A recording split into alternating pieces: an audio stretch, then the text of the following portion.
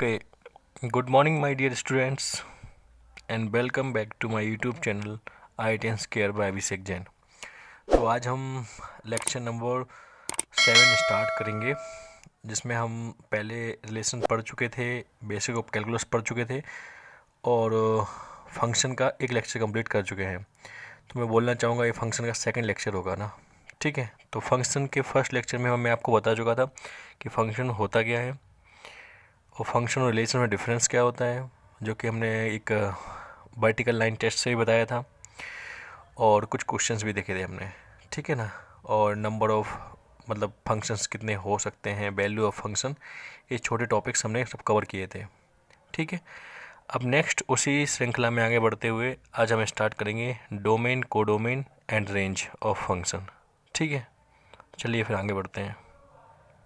तो हमारा टॉपिक है domain, codomain and range of function. तो अभी तक आप ये जान चुके थे कि हम फंक्शन को कैसे रिप्रेजेंट करते हैं। यदि मैं बोलूँ कि जैसे मैंने बोला आपको, if a function F, like I can say if a function F is defined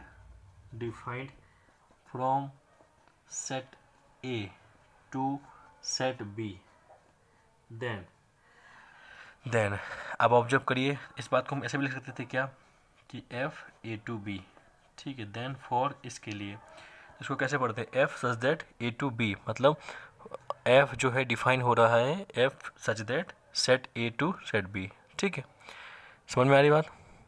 तो इसी चीज़ को यदि मैं समझना चाहूँ तो हम क्या बोलेंगे एक्चुअली, आपको पता चल गया था, डेफिनेशन मैंने आपको बना के दिखाई थी कि मैपिंग फॉर्म में कैसे बनाया था मैंने आपको, कि यदि मैं बोल रहा हूँ इसको सेट ए, इसको सेट बी बोल रहा हूँ, तो मैंने बोला था इसके जो भी मान लीजिए कितने भी एलिमेंट हैं, तो ये सारे एलिमेंट्स जो होंगे वो उनकी मैपिंग हो रही होगी। तो यदि मैं बोलूँ सेट ए में ऐसे कुछ है 1 2 3 4, यहाँ मान लेता हूँ कुछ भी ए बी सी डी, तो मैंने आपको बोला था कि सेट ए के सारे एलिमेंट्स मैप हो रहे होंगे सेट बी के एलिमेंट्स के साथ। सही बात है पहली। और दूसरी बात बताई थी कि अब ऐसा नहीं होगा कि सेट ए का एक एलिमेंट ए से भी मिल गया और बी से भी मिल गया, तो ये फंक्शन नहीं होगा।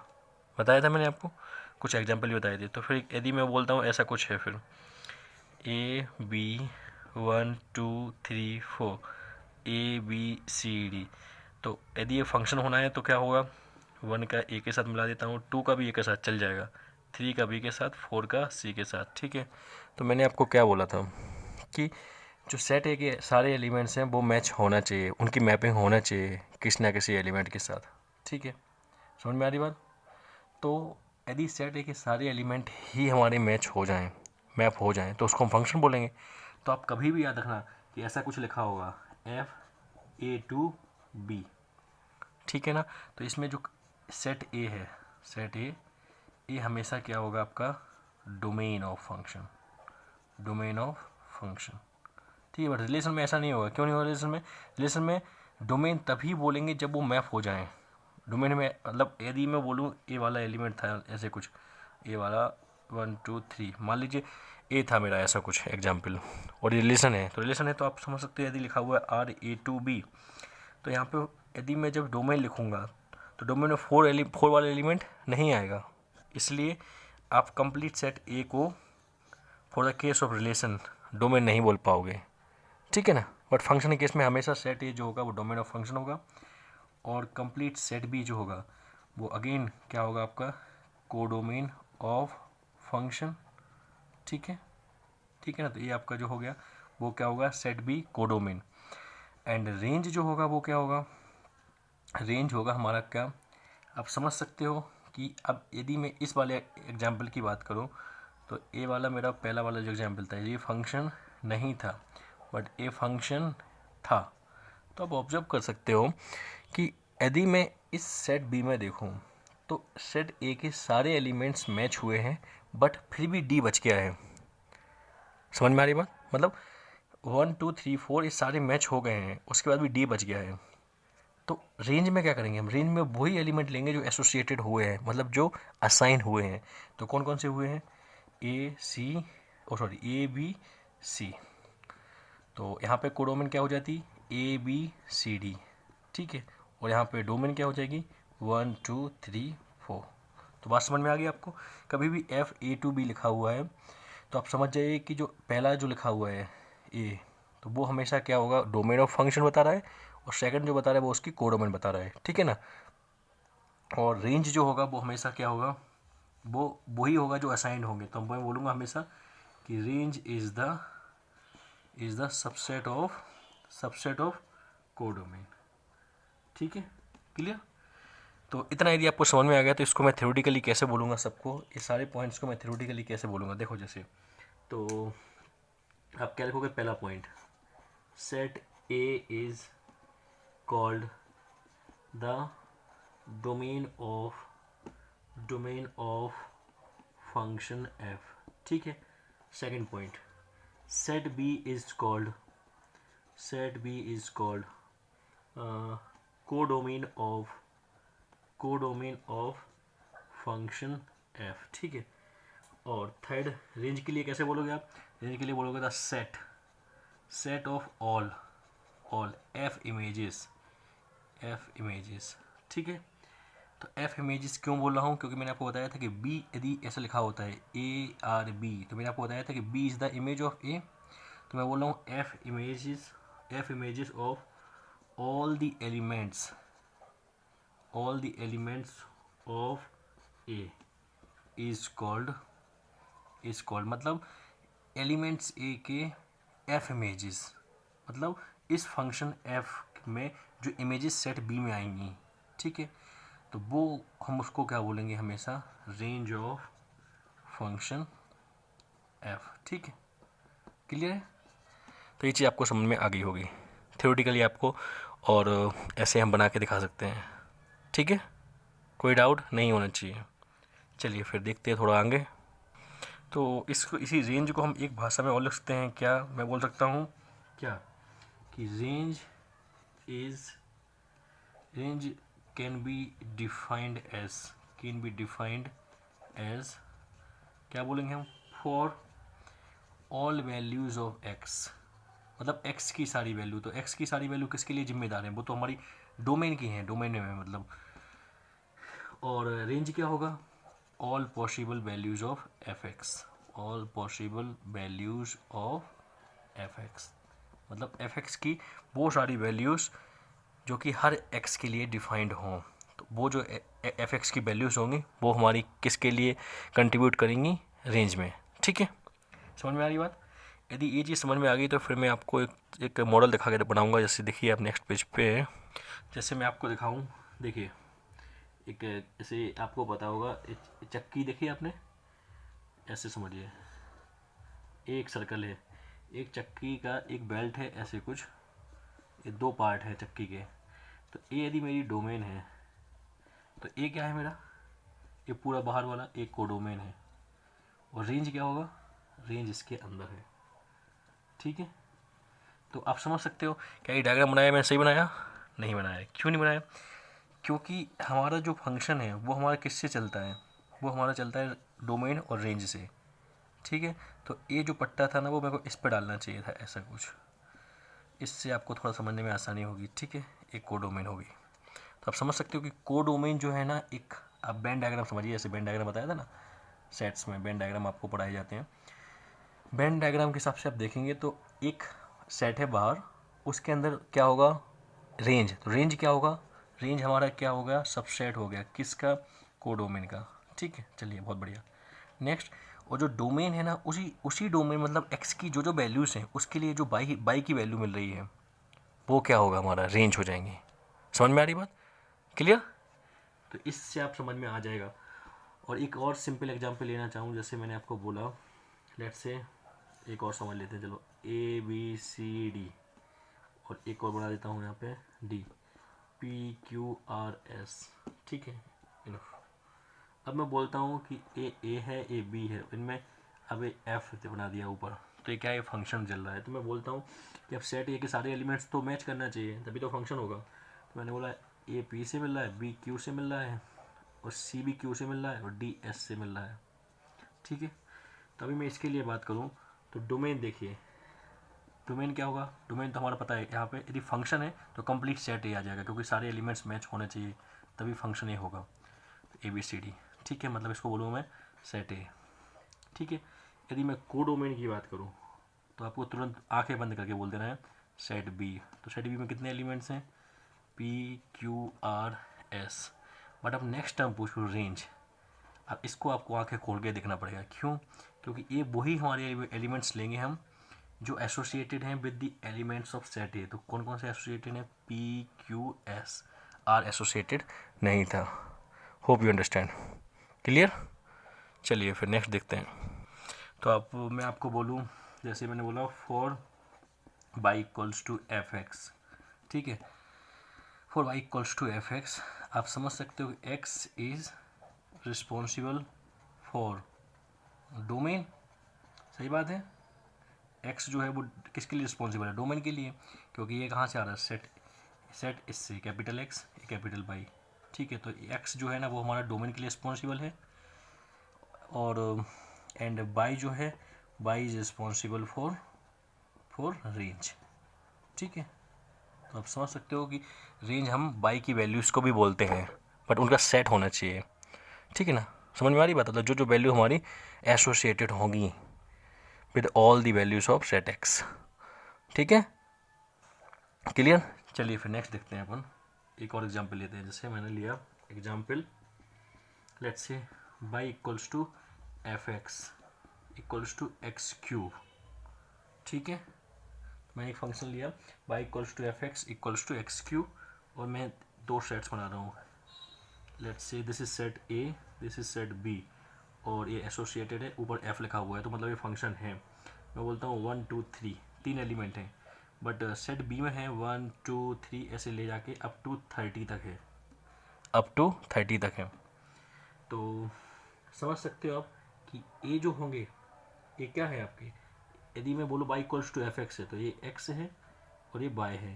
तो y x जो बिलोंग कर रहा है वो किसको बिलोंग करेगा, हमारा सेट a को, और y जो बिलोंग करेगा सेट b को। ठीक है, अब ऑब्जर्व करने वाली बात क्या है कि यदि मैं आपको बोलूँ y equals to F X equals to, अब इसने बोला है कि रूल क्या है, रूल है करस्पॉन्डेंस। करस्पॉन्डेंस क्या है यहाँ पे कि y equals to F X equals to X cube होना चाहिए। तो मैं यदि सेट ए में देखने जाऊँ, सेट ए में देखूँ, तो सेट ए के हिसाब से मैं डोमेन की बात करूँ तो डोमेन में तो आपको सिर्फ तीन ही एलिमेंट मिलेंगे। कौन कौन से, 1 2 3, क्योंकि सेट ए के सारे एलिमेंट आ जाएंगे।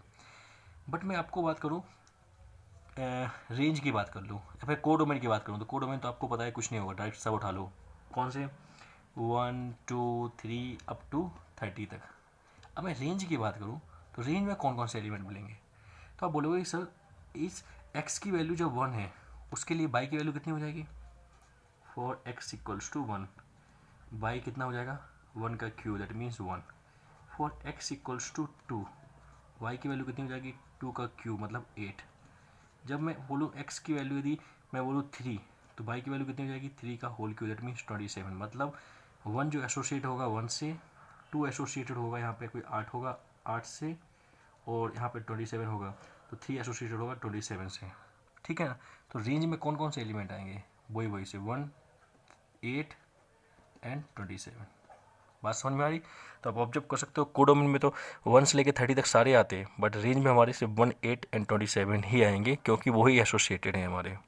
ठीक है, समझ में आ गया? वही बहुत बेसिक एग्जाम्पल था, इससे आपको थोड़ा मतलब दिमाग में आ गया होगा एक्चुअली कैसे देखना है हमको। ठीक है, चलिए नेक्स्ट देखते हैं एक और। चलिए नेक्स्ट एग्जाम्पल देखते हैं। इसमें दिया हुआ है y equals to F X, दिया है आपको एक्स स्क्वायर। तो आपको पता होगा y equals to X square, ये कौन सा ग्राफ होगा, ये अपवर्ड पैराबोला। ठीक है, चलिए ये तो मेरा एक फंक्शन का मैंने ग्राफ बना लिया। नेक्स्ट बोला है f जो है वो x टू y है, मतलब set x stay set y तक जा रहा है, तो सेट x क्या होगा ये हमारा, this is domain and this is codomain. ठीक है, चलो ये तो अपने समझ में आ गई। नेक्स्ट उसने बोला है पहला केस कि इफ़ x की वैल्यू जो है ना, x जो है ना 1 से 4 तक बिलोंग कर रहा है, मतलब एक रीजन दिया है उसने आपको।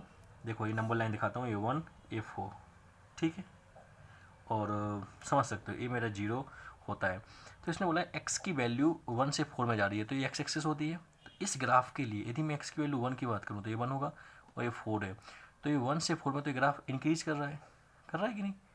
तो 1 पे बात करूँ तो जब x की वैल्यू 1 पुट करोगे इसमें तो कितना हो जाएगा, y इक्वल्स टू 1 का स्क्वायर, दैट मीन्स 1। मतलब x की वैल्यू 1 होगी तो y की वैल्यू भी कितनी होगी, 1 ही होगी।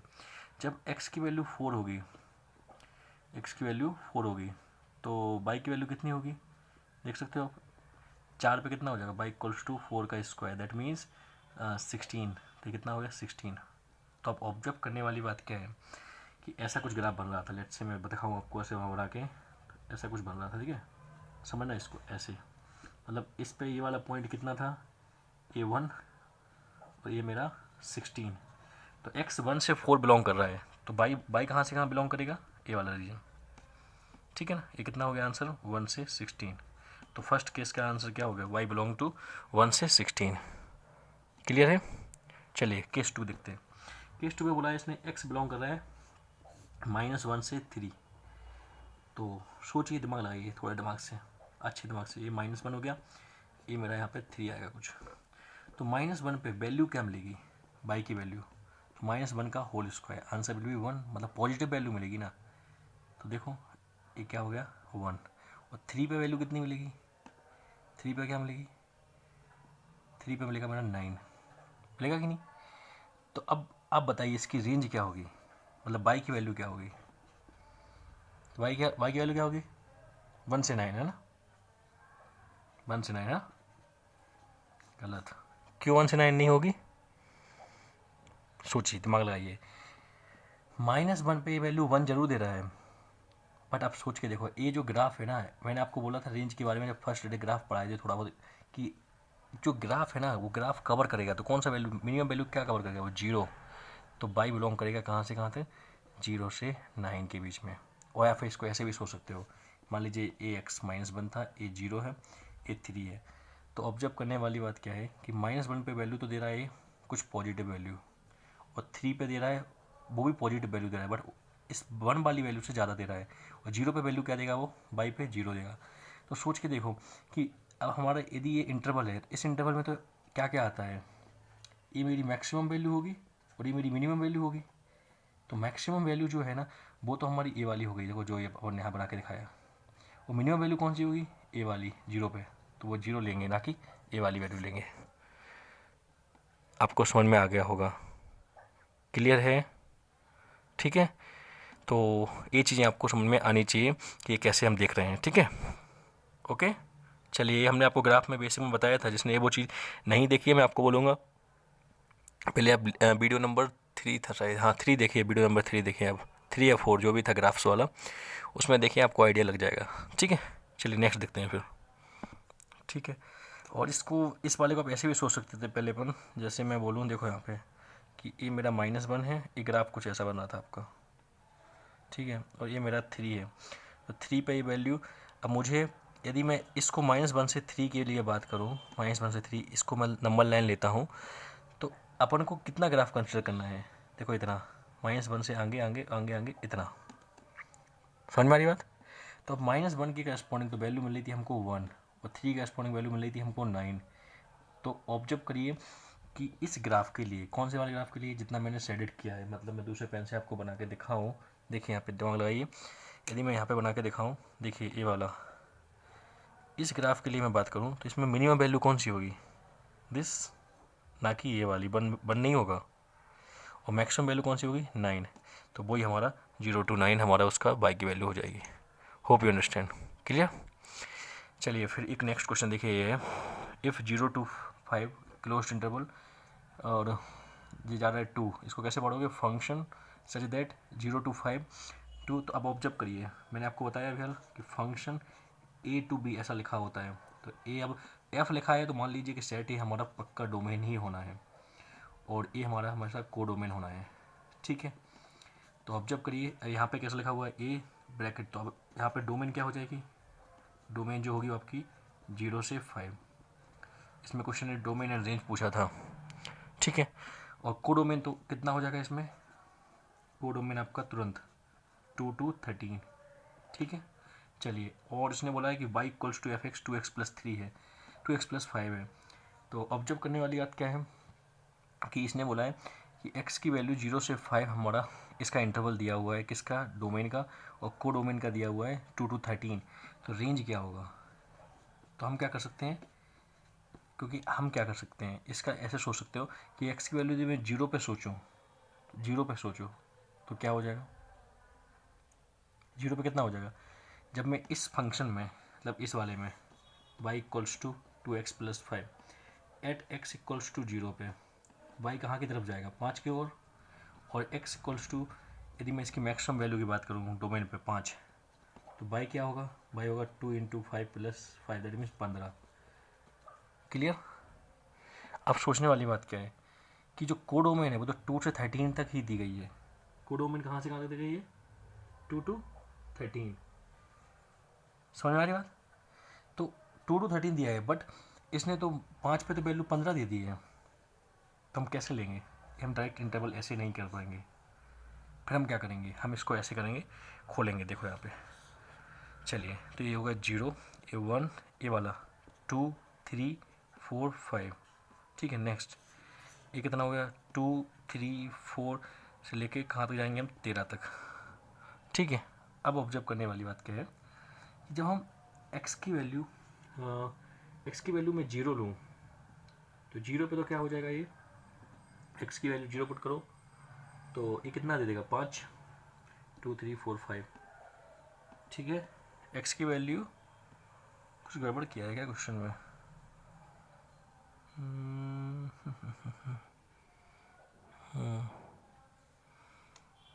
एक्चुअली गड़बड़ हो गया, ये यहाँ पे 3 था, 3 था, अब सही हो जाएगा, ठीक है। तो ये आंसर मेरा 3 होगा तो कितना होगा, 13 आ जाएगा।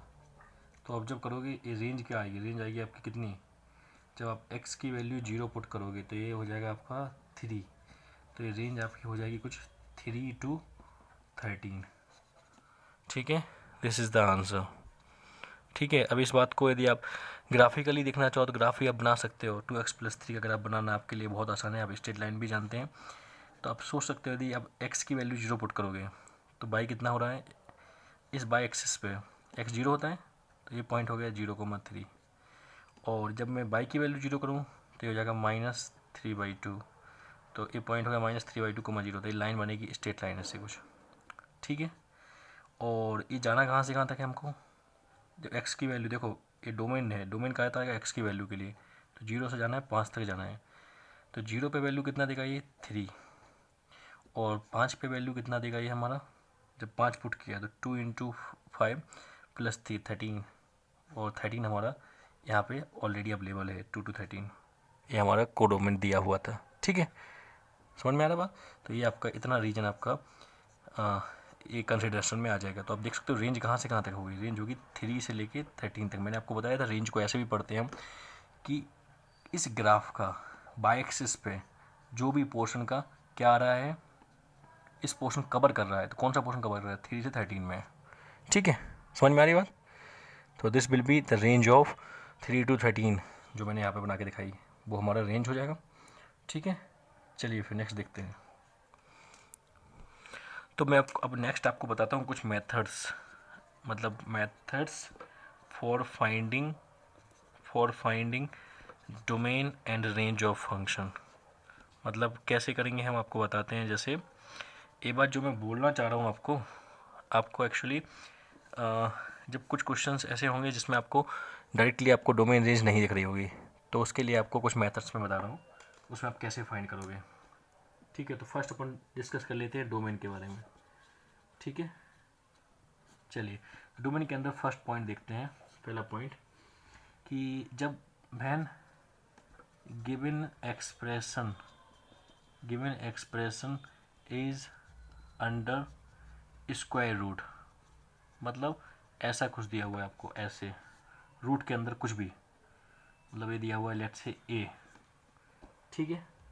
देन स्क्वायर रूट हो और इवन रूट, ठीक है, इवन रूट 4 पावर का, यहाँ पे 4 हो, यहाँ पे 6 हो, ठीक है ना, यहाँ पे 8 हो, कुछ भी हो ऐसे, तो आपको पता है ना इवन पावर का हो तो आपको क्या करना है, देन आप इसके एक्सप्रेशन को निकालेंगे और ए वाली इनइक्वलिटी को सॉल्व कर लेंगे, ए इज़ ग्रेटर देन और इक्वल्स टू 0, ठीक है ना। तो वो आपको रिक्वायर्ड डोमेन दे देगा। और वैसे भी आप जानते होंगे कि रूट इज़ ऑलवेज बेसिक में बताया था आपको, बेसिक मैथमेटिक्स में root is always non negative, non negative मतलब क्या हुआ कि रूट जो होता है वो जीरो एंड पॉजिटिव वैल्यू ही देता है। मतलब मैं आपको बोलूँ कि इसके लिए बात करूँ, जैसे 4, इसका आंसर इज़ 2 क्योंकि 4 पॉजिटिव था। मैं बोलूँ 0, इसका आंसर क्या होगा 0।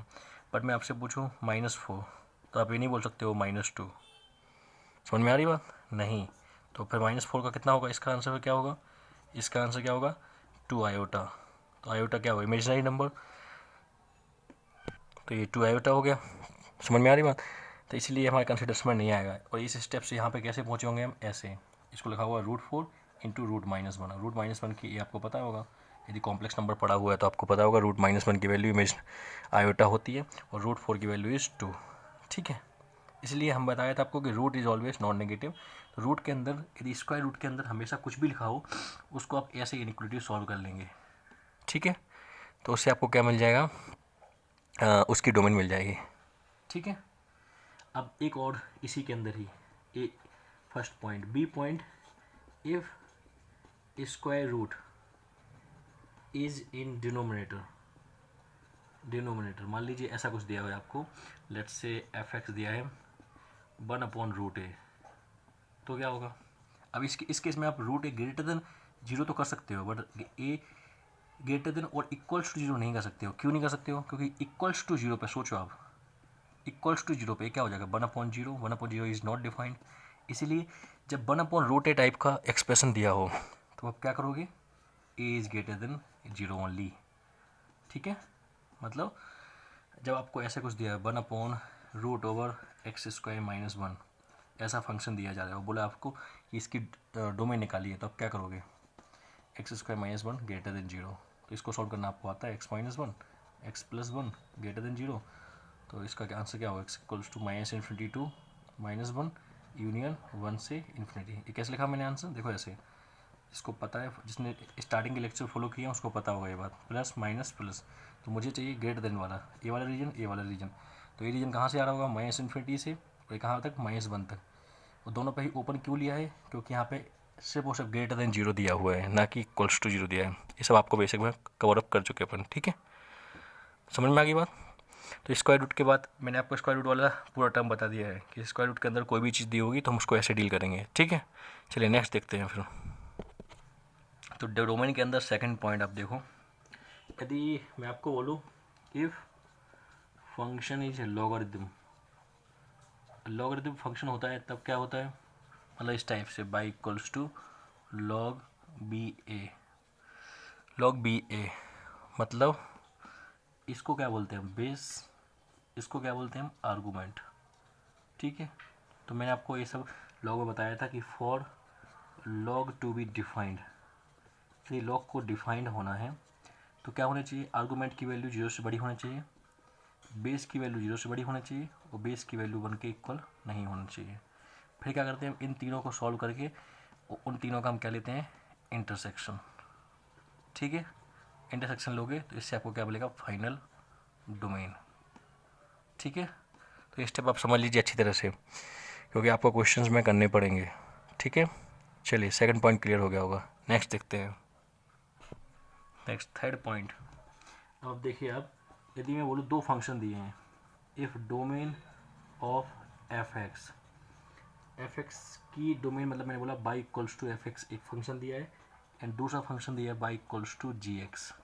ठीक है, मैंने बोला इस y = f(x) इसकी डोमेन इज़, मैंने मान लिया कुछ d1, इस वाले फंक्शन की मैंने डोमेन मान ली d2। ठीक है, देन अब मुझे यदि निकालना हो f(x) प्लस और माइनस gx, इस फंक्शन की डोमेन निकालनी हो, ठीक है ना, या फिर मुझे f(x) * gx, मतलब इन दो फंक्शन का मल्टीप्लाई कर दो उसकी डोमेन निकालनी हो, तो वो हमेशा क्या होगी, आप इस फंक्शन की आप निकाल लो, पहले फंक्शन की d1 की, दूसरी d2 की, और उन दोनों का क्या ले लो, इंटरसेक्शन। ठीक है, जो यहाँ पे किया था इंटरसेक्शन, इंटरसेक्शन जानते हो मतलब कॉमन पार्ट। ठीक है, नंबर लाइन पर ड्रॉ करो और निकाल दो। समझ में आ रही बात।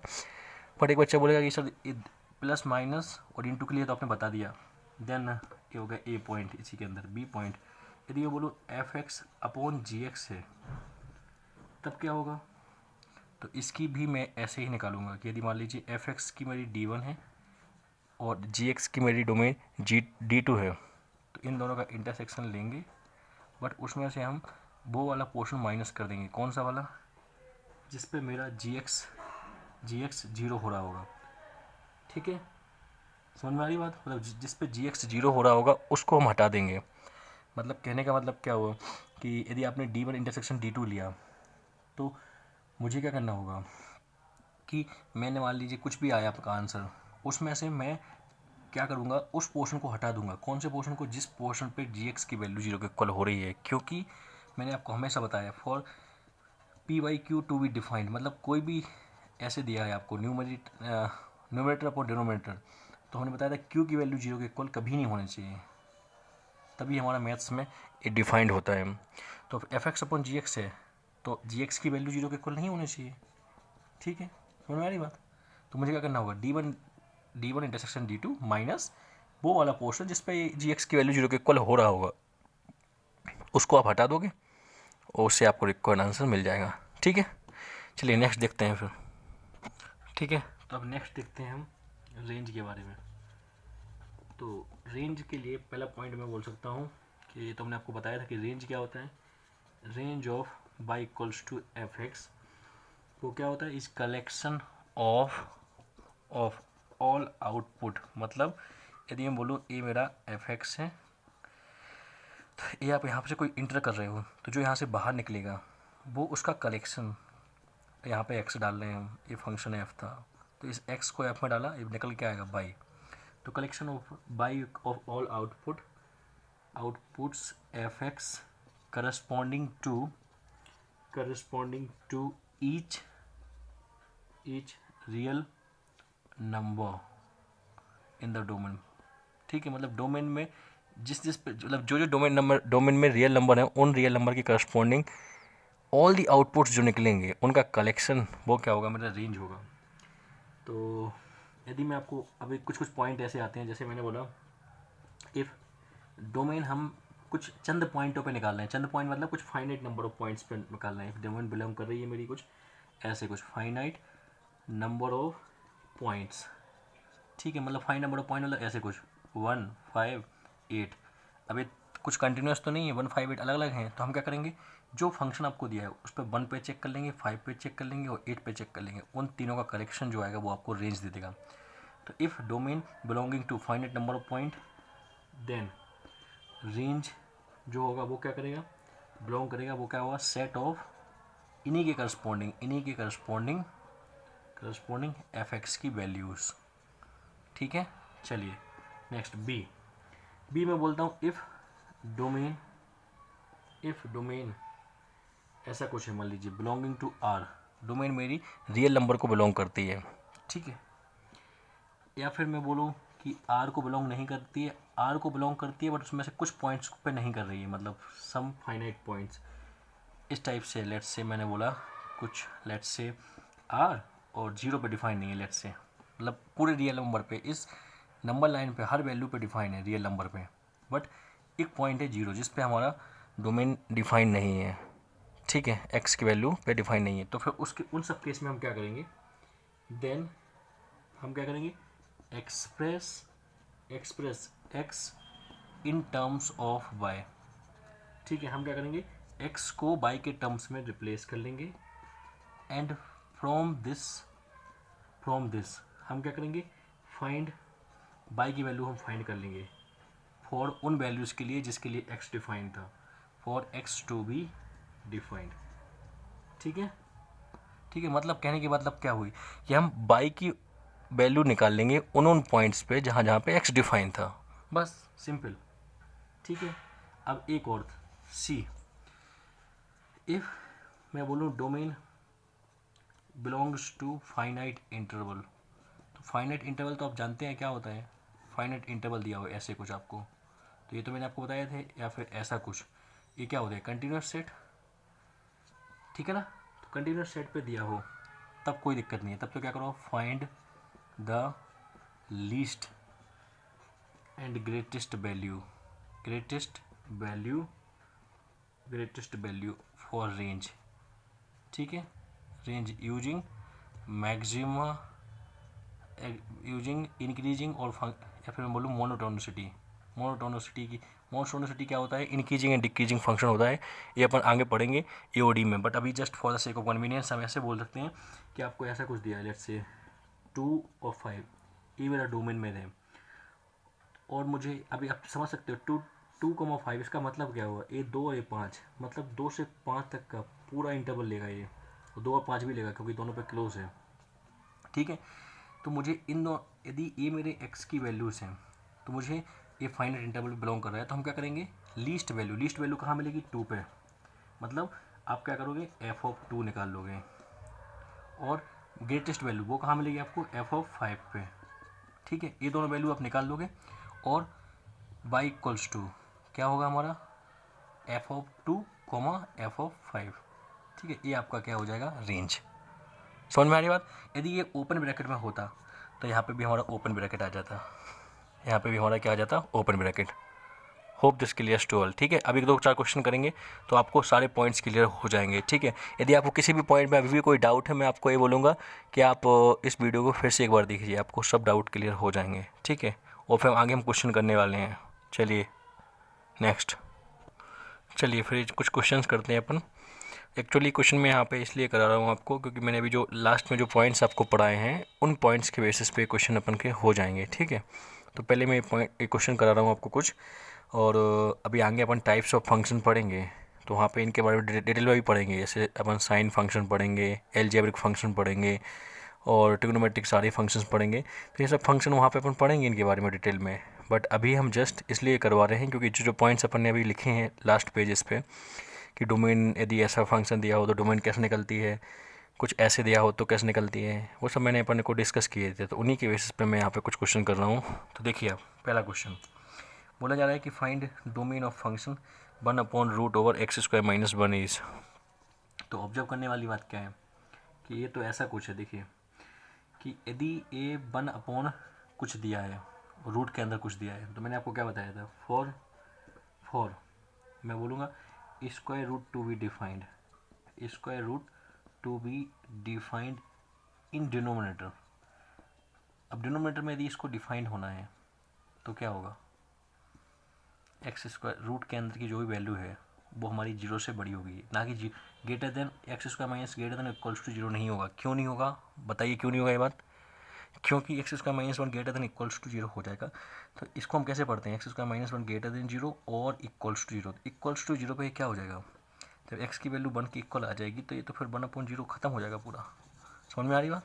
तो ये कभी नहीं होगा, तो क्या होगा, यदि ये ऐसा दिया होता (√(x²) - 1) न्यूमरेटर में दिया होता तब क्या होता है, x² - 1 ग्रेटर देन और इक्वल्स टू 0, ठीक है।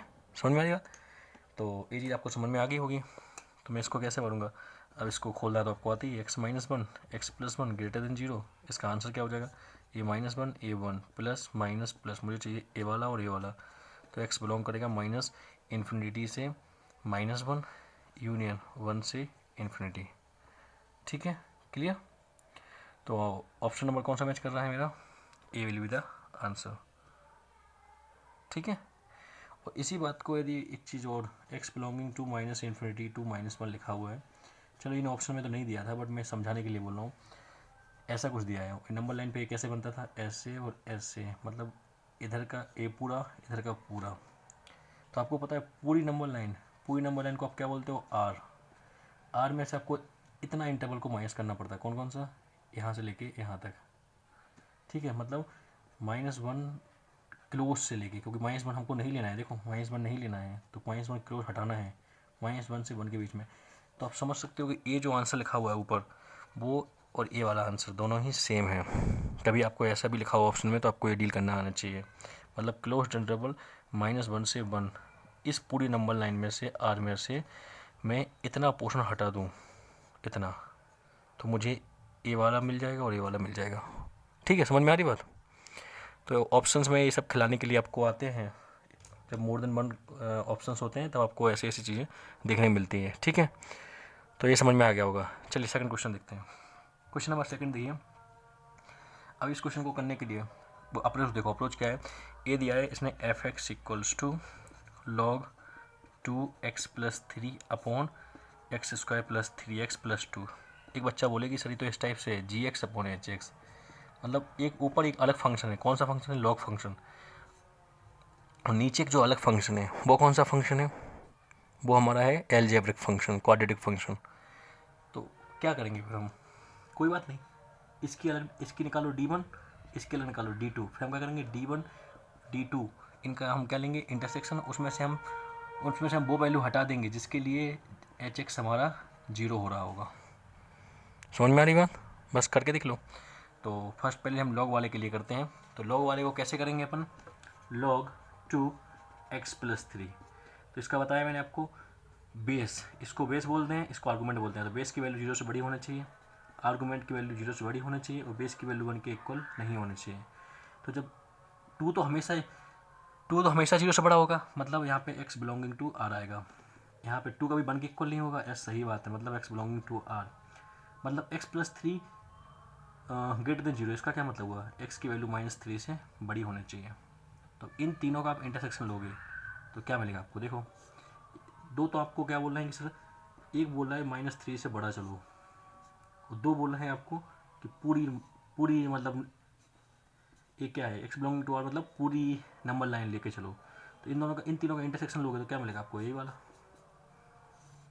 ठीक है, क्लियर। तो आपको आंसर क्या होगा, x बिलोंगिंग टू -3 से इन्फिनिटी, और we can say x is greater than -3। ठीक है, x ग्रेटर देन -3 मतलब क्या हुआ, -3 से इन्फिनिटी। ठीक है, तो ये तो हो गया अपना लॉग वाले का आंसर। अब सेकंड क्वेश्चन सॉल्व करते हैं। सेकंड मतलब ये हो गया मेरा d1 लेट से, मतलब इस वाले का। ठीक है, सेकंड क्या हुआ, x² + 3x+2। तो इसकी कैसे निकालेंगे हम डोमेन, d2 लेट से। इसकी डोमेन कैसे निकालोगे आप, बताइए, सोचिए, दिमाग लगाइए। तो इसका कुछ नहीं, इसको आप फैक्टराइज कर लो, कितना होगा, x+1 x+2। ठीक है, समझ में आ रही बात। चलिए, तो अब ये यदि ऐसा कुछ आ रहा है तो आप ऑब्जर्व कर सकते हो कि इसकी डोमेन क्या होगी। डोमेन तो ऐसा होगा इसकी कि एक्चुअली ये x की हर वैल्यू ले लेगा। क्यों, देखो यहाँ पे ये यदि मैं बात करूँ, x की हर वैल्यू ले सकता है। ये क्या है मेरा मतलब मैं आपको ये पॉइंट यदि बोलना मतलब भूल गया बताना, बट आगे बताऊंगा आपको ये बात कि कोई भी मेरा इवन पावर की इक्वेशन हो, उसकी जो हमारी डोमेन होगी वो हमारी हमेशा रियल नंबर होगी, क्योंकि इसमें आप x की कुछ भी वैल्यू डालो, आप उसके लिए आंसर निकलेगा कि नहीं। x की कुछ भी वैल्यू डाल के देख लो आप रियल नंबर में, उसके लिए आंसर निकलेगा। बट ये हमारे डिनोमिनेटर में दिया हुआ है, तो इसके लिए हमको वो दो वैल्यू हटानी पड़ेंगी। और यदि मैं इन दोनों का इंटरसेक्शन लूँ, किस का, इसकी तो हमारी d2 जो है वो हमारा क्या है, रियल नंबर। d2 तो हमारा रियल नंबर आएगा डोमेन ऑफ इस वाले फंक्शन की। और आगे बताएंगे ये सब चीज़ डिटेल में, ठीक है, कोई बात नहीं, डरो मत अभी। अब मुझे क्या करना है, d1 इंटरसेक्शन d2 लेना है। तो रियल नंबर का और इसका आप इंटरसेक्शन लोगे तो क्या मिलेगा आपको, -3 से इन्फिनिटी। बट आपको वो चीज़ हटानी पड़ेगी, कौन सी हटानी पड़ेगी, जिस पे hx 0 हो रहा है। तो hx 0 हो रहा था किन पे, इन पे x+1, मतलब इनको 0 के इक्वल करोगे तो x की वैल्यू -1 और -2। तो यहाँ से हटा दो दो वैल्यूज़, कौन कौन सी, -2, -1। तो ऑप्शन नंबर चेक करो कौन सा मैच कर रहा है, C will be the answer. ठीक है, hope this clears to all.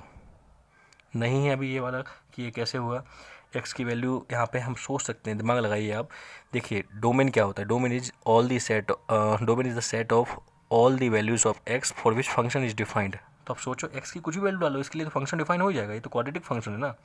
x की हर वैल्यू डालोगे बाई कुछ ना कुछ बाई मिलता रहेगा आपको, ठीक है ना, समझ में आ रही बात। इसलिए इसका जो वैल्यू होती मतलब इसकी जो डोमेन होती है वो हमेशा रियल नंबर होती है। और इस पॉइंट को अपन आगे लिखेंगे अभी अपन। ये एग्जांपल मैंने इसलिए लिए थे जस्ट आपको ये जो लास्ट में मैंने जो आपको डोमेन और रेंज लिखाने के लिए जो पॉइंट पढ़ाए हैं उनका कंसेप्ट जो है ना आपको थोड़ा सा यूज कर पाऊँ, इसलिए लिखे हैं हमने। अभी टाइप्स ऑफ फंक्शन पढ़ेंगे तो वहाँ पे वो सब पॉइंट हम कवर अप कर देंगे, ठीक है। चलिए फिर आगे बढ़ते हैं। तो देखिए दो और क्वेश्चन देख लेते हैं, दो क्वेश्चन और हैं। क्वेश्चन नंबर 3 देखिए, डोमेन ऑफ द फंक्शन। अब देखो अभी रूट के अंदर कुछ भी दिया है तो मैं बोलूँगा for root to be defined, for root to be defined. तो हम क्या करेंगे, कुछ नहीं, 2 - 2x - x², इसको ग्रेटर देन 0 कर देंगे, ग्रेटर देन और इक्वल्स टू 0 कर देंगे, ठीक है, क्योंकि ये तो हमारा न्यूमरेटर में है। ठीक है, बस समझ गए हो गया आप।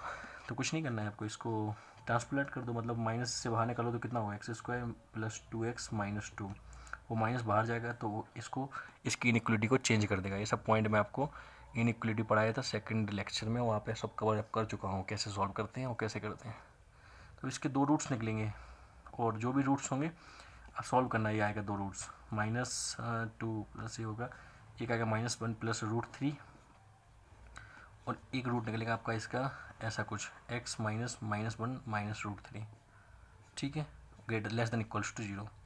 तो अब देखो नंबर लाइन पे बनाओ, एक पूरा नेगेटिव -1 माइनस √3 की वैल्यू आपको पता है कितना होती है 1.732, यदि नहीं पता है तो ऐसे सोचो √2 और √4 के बीच में लाई करेगी, √4 की वैल्यू जो होती है 1.414, ये हर किसी को याद होती है, नहीं भी याद है तो भी देखो ऐसे, √1 की वैल्यू इज़ 1, √4 की वैल्यू इज़ 2, तो √1 और √4 के बीच में लाई करेगी √3 की वैल्यू, तो 1 और 2 के बीच में लाई करेगी, तो 1 और 2 के बीच में लाई करेगी, तो देखो ये वैल्यू 1 से बड़ी, उसमें से -1 करो तो ये कितना आ जाएगा, ये कुछ पॉजिटिव वैल्यू आएगी, तो ये राइट साइड होगा और ये वैल्यू हो जाएगी -1 प्लस √3। अब समझ के होंगे आप, प्लस माइनस प्लस, मुझे चाहिए कौन सा, लेस देन और इक्वल्स टू 0, मतलब मुझे ये वाला रीजन चाहिए, समझ में वाली नेगेटिव वाला। तो आंसर क्या हो जाएगा -1 प्लस, गड़बड़ कर दिया, ये -1 माइनस √3 से लेके -1 प्लस √3, इसको इंटरवल के फॉर्म में कैसे लिखोगे, ऐसे x बिलोंग कर रहा है -1 माइनस √3,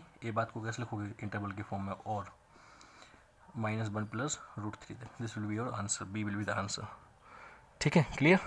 चलिए फिर ये चीज़ समझ में आ गई, तो नेक्स्ट देखते हैं अपन क्वेश्चन नंबर 4। इसमें क्या बोल रहा है इसने कि f(x) जो है ना फंक्शन ऑफ इस डोमेन ऑफ दिस फंक्शन दिया है -∞ टू ∞, मतलब रियल नंबर दिया है। तो मैंने आपको ऑलरेडी बताया कि कोई भी क्वाड्रेटिक फंक्शन है उसका हमेशा जो, या फिर मैं बोलूँ इवन पावर का कोई भी फंक्शन है ना, उसकी जो डोमेन होगी वो हमेशा रियल नंबर होगी, ठीक है, वो बाद में बताऊँगा वो सब कैसे आए जब हम आगे पढ़ेंगे। तो बोला इसकी रेंज बताइए, रेंज क्या होगी। तो रेंज निकालने का एक तो आपको मेथड क्वाड्रेटिक में बताया हुआ है कैसे डील करते हैं। दूसरा मेथड मैं आपको बोलता हूँ कि काम करो इसको make perfect square, perfect square बनाओ इसको। परफेक्ट स्क्वायर बनाना आपको आता होगा, ये बात कैसे बनाते हो, x² - 6x + 7, कॉफिशिएंट कितना है 1, ठीक है चलेगा। अब इसका हाफ का स्क्वायर करो तो -3 का स्क्वायर मतलब -3, उसका हाफ 9 हो जाएगा, तो उसी से जोड़ो उसी से घटाओ, +9 - 9, तो इसको उठाओ इसको उठाओ इसको उठाओ, ये बना देगा x - 3 का होल स्क्वायर, और +7 और -9 मिलकर -2 हो जाएंगे। समझ में आ रही बात। अब आप ऑब्जर्व कर सकते हो कि इस फंक्शन की मैं बात करूं तो मैंने आपको बताया था, इसने क्या बोला है कि इसकी जो डोमेन है वो रियल नंबर है।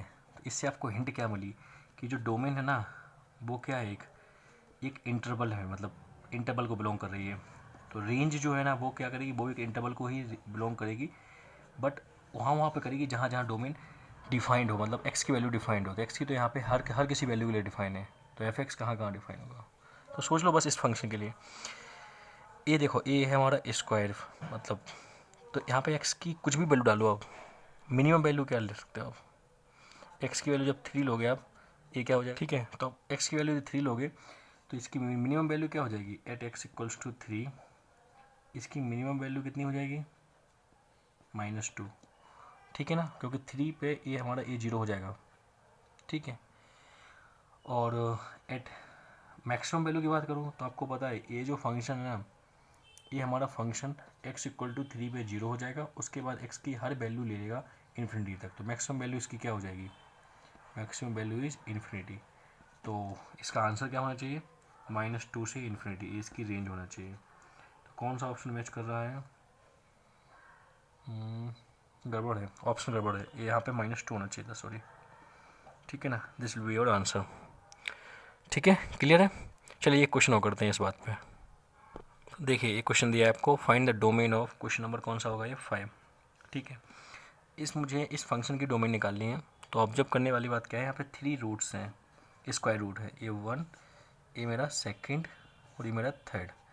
तो मैं क्या करूँगा, इसकी डोमेन निकालूंगा तो इसको D1 बोलूँगा, इसको D2 बोलूँगा, इसको D3 बोलूँगा। और मैंने आपको बताया कभी भी ऐसा दिया है फंक्शन कि यदि मैं बोलता हूँ ये फंक्शन मेरा f(x) है, ये g(x) है, ये h(x) है, सॉरी f(x) तो ऑलरेडी दिया है, इसको मैं बोल रहा हूँ मैं h(x), इसको बोल रहा हूँ मैं कुछ gx, इसको मैं बोलता हूँ कुछ rx, तीन फंक्शन दिए हुए, तीनों फंक्शन का सम में दिया हुआ है। तो मैंने क्या बताया था आपको कि दो फंक्शन के लिए बताया था, D1 इंटरसेक्शन D2, तीन होंगे तो D1 intersection D2 intersection D3, ऐसे करोगे आप तो आपको आंसर मिल जाएगा। बस कोई बात ही नहीं है, फिर सॉल्व कर लो। 1 को सॉल्व करते हैं पहले। तो 1 के लिए क्या होगा, √x - x²। तो इसकी डोमेन क्या निकलेगी, x - x² की वैल्यू ग्रेटर देन 0 होनी चाहिए, इक्वल्स टू। तो x² - x, इसको मैंने इंटरचेंज किया -1 से, तो क्या हुआ, less than equals to 0। x common ले लिया, x - 1 लेस देन और इक्वल्स टू 0। तो इस वाले का रूट कितना आएगा, 0, क्योंकि a x कैसे लिखा हुआ है, x - 0। तो इसका रूट 0, इस वाले का रूट 1। तो प्लस माइनस प्लस, मुझे चाहिए इन दोनों के बीच वाला। तो आंसर क्या होगा, x बिलोंगिंग टू 0 से 1। ये तो आ गया D1, मतलब फर्स्ट वाले के लिए। अब सेकंड वाले के लिए बात करते हैं। सेकंड क्या है, 4 - x का रूट। तो इसको कैसे करोगे, 4 - x जो है ना ग्रेटर देन और इक्वल्स टू 0 होना चाहिए। तो x - 4 ये लेस देन इक्वल्स टू होना चाहिए, इंटरचेंज किया मैंने, क्योंकि मैंने आपको बताया था हमेशा जब हम इनइक्वलिटी सॉल्व करते हैं तो x का कोएफिशिएंट 1 बना लो, that will be very beneficial for you. But यहाँ पे -1 था, इसलिए मेरे को ऐसा करना पड़ा। तो इसको कैसे सॉल्व करोगे, इसका रूट आ गया 4 प्लस माइनस, ठीक है। तो देखिए यहाँ पे इसमें क्या हो जाएगा, मुझे इस 4 के राइट मतलब लेस देन इक्वल्स टू 0 चाहिए। तो लेस देन मतलब नेगेटिव वाला पोर्शन चाहिए, मतलब ए वाला पोर्शन चाहिए। तो x बिलोंगिंग टू कहाँ से होगा, -∞ टू 4 क्लोज पे, क्योंकि यहाँ पे इक्वल्स लगा हुआ है। और थर्ड बार मेरा है क्या, देख सकते हो आप, 4 + x, ठीक है। तो इसको कैसे करोगे आप, 4 + x ग्रेटर देन और इक्वल्स टू 0। तो आपको पता है x + 4 + x और x + 4 दोनों ही सेम होते हैं, ऐसे कुछ।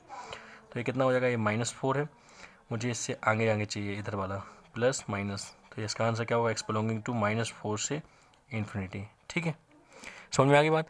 अब इन तीनों का, इसको D1 बोलता हूँ, इसको मैं D2 बोलता हूँ, इसको मैं D3 बोलता हूँ। तो तीनों का इंटरसेक्शन ले लो, that will be your answer. तो इंटरसेक्शन कैसे लोगे आप, देखिए 3 दिए हुए हैं, तो आप इसको ऐसे भी कर सकते हो, पहले आप D1 D2 का ले लो, फिर बाद में आप D3 का ले लो ना, या फिर D1 को छोड़ दो, पहले D2 और D3 का इंटरसेक्शन ले लो, ठीक है। या फिर आप तीनों को एक साथ ले सकते हो, मैं दिखाता हूँ कैसे।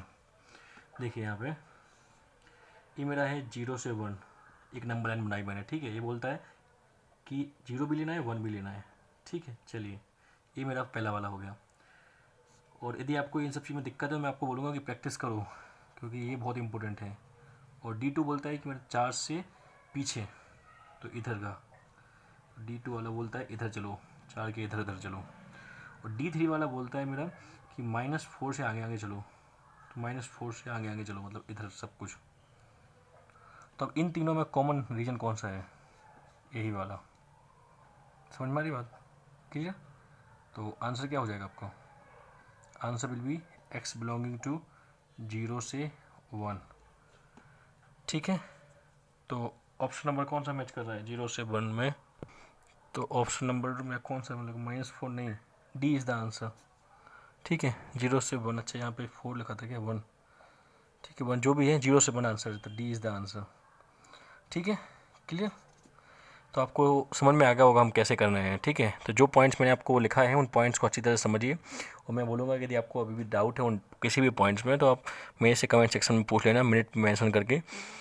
बट मैं आपको बोलूँगा यदि आपको फिर भी कोई डाउट है तो आप इस वीडियो को बार बार देखिए, आपके डाउट्स अपने आप क्लियर हो जाएंगे, ठीक है। और यदि आपको फिर भी डाउट क्लियर नहीं होता है तो मैं आपके साथ हूँ, आप बस कुछ नहीं करना, आपको मिनट मेंशन करके आप मेरे को कमेंट सेक्शन में बता देना, मैं आपका सारे डाउट्स क्लियर कर दूँगा, ठीक है स्टूडेंट्स। चलिए फिर मैं आज के सेशन को यहीं पे वाइंड अप करता हूँ। ओके, चलिए फिर stay safe, stay connected, thank you.